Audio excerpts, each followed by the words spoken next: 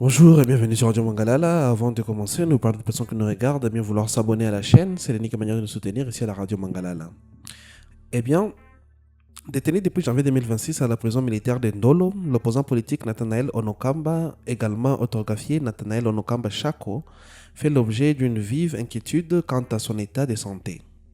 Son avocat, Maître Godfrey Mwanambwato, a dressé un tableau alarmant lors d'un échange en direct sur X, anciennement Twitter, animé par les journalistes Stanis Bojekera le 27 juillet 2026. Selon Maître Mwanambwato, qui a rendu visite à son client, Nathanaël Onokamba est méconnaissable après plusieurs jours de grève de la faim entamés le 17 juillet. J'ai rencontré un client qui est habituellement est fort physiquement, qui parle et qui exprime son point de vue de manière très rude, mais j'ai trouvé aujourd'hui quelqu'un qui était affaibli. Même à le voir, vous sentez que dans sa peau, Onokamba Nathanaël est mourant, a déclaré l'avocat.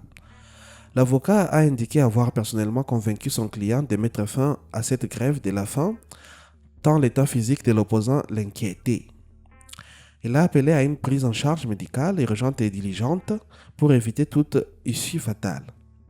Nathanaël Onokamba, président du mouvement Congo qui inspire, a été arrêté en janvier 2026. Il était initialement poursuivi devant le tribunal militaire des garnisons de Kinshasa-Gombe pour apologie du terrorisme et négation des crimes contre l'humanité et crimes de guerre commis à l'est de la RDC. Ces charges sont liées à des expressions critiques, notamment un tweet relatif aux accords de Washington. Fin juin 2026, le tribunal militaire s'est déclaré incompétent, estimant que l'apologie du terrorisme n'était pas établie en droit, ce qui retirait la compétence à la juridiction militaire. Malgré cette décision, Onokamba n'a pas été libéré. Selon ses avocats, le dossier a ensuite été transféré à l'auditorat militaire de Kinshasa-Ngaliema, puis retransmis à l'auditorat militaire supérieur de Kinshasa-Gombe dans le cadre d'une nouvelle procédure sur le même fait. La défense y voit une manœuvre visant à prolonger sa détention et qualifie son client de détenu politique. La grève de la faim entamée mi-juillet visait à dénoncer cette situation jugée illégale par la défense. Des membres de la famille avaient déjà signalé une aggravation de son état avec des déshydratations et signes d'infection avant l'intervention de l'avocat. Maître Mwanambwato a exprimé une profonde frustration lors du live. En tant qu'avocat, en tout cas, priez Dieu que ce genre de situation ne vous arrive jamais. Vous vous rendez compte que votre client attend une solution,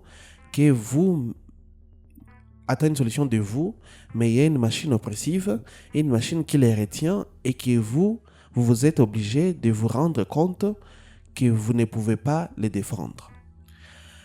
Le live animé par Stanis Bojekera a permis de relayer ces alertes auprès de large public dans un contexte où plusieurs figures d'opposition ou activistes font l'objet de poursuites judiciaires sensibles en RDC. À ce stade, aucune réaction officielle des autorités pénitentiaires ou judiciaires n'a été rapportée concernant l'état de santé précis de M. Onokamba ni sur les demandes de prise en charge médicale. Eh bien, mesdames et messieurs, ça sera tout pour cet article réservé à la situation de santé de l'opposant Nathanaël Onokamba qui est aux arrêts depuis janvier 2026 et qui a entamé la grève de la faim depuis mi-juillet dernier.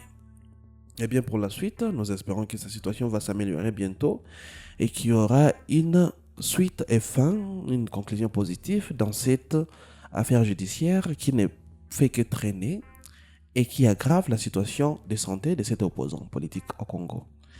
Actuellement, nous sommes tous au courant qu'il y a plusieurs opposants politiques au Congo qui sont soit sous arrêt, soit en exil, ou soit en plein trouble judiciaire. Eh bien, mesdames et messieurs, ça sera tout pour cet article. Nous prenons toute personne qui nous a suivis de bien vouloir s'abonner à la chaîne